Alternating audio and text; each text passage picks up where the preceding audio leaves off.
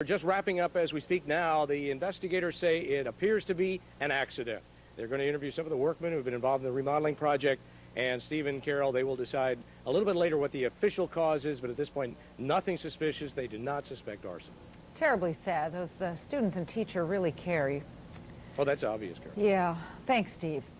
There will be cleanup on the Mount Miguel campus over the weekend, and school will be in session Monday. The displaced science classes will be held in the library for the next week or two. Then they'll move into some new portable classrooms.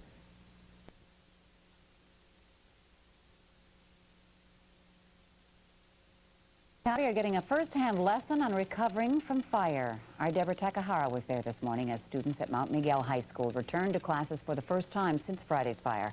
The principal led our crew on campus, but he asked us not to show the faces of any of the students.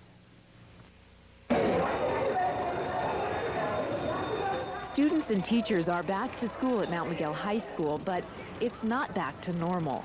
Right now, we're sort of in survival mode. They're seeing for the first time what they've been hearing about all weekend.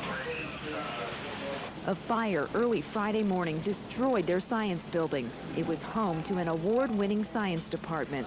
It gutted 6 classrooms and their research area. Some of the students returned to school to find that even their lockers had sustained smoke and water damage following Friday's fire. Just one more aspect of the cleanup process. Investigators sift through what's left of the classrooms.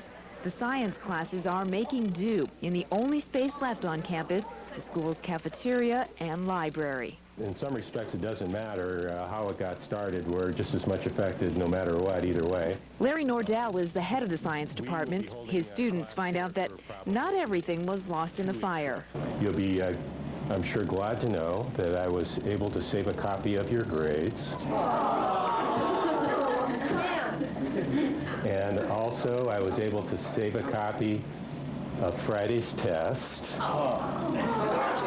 They've done great work in the past, and it doesn't look like the fire's going to stop them now. I think it'll be okay.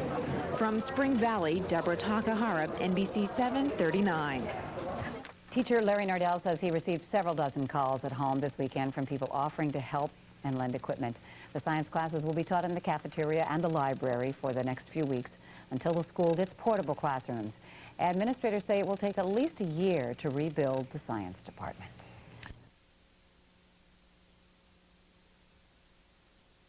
Fundraiser in Spring Valley is helping a high school science department get up and running again. Just 3 months ago, students arrived at Mount Miguel High School to find 6 classrooms burned to the ground and what was found to be an accidental fire. It was home to an award-winning science department.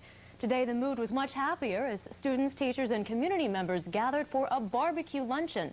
The money raised will help continue the science program at Mount Miguel.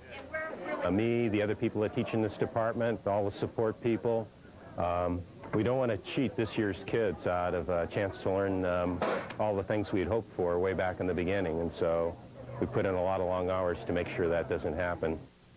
Representatives from Qualcomm are helping the science department get started again, but the school says it can still use donations of equipment and money. That's a special school to Vic, too. Yeah, that's right. It's the alma mater. I like to see people help out. They really need it.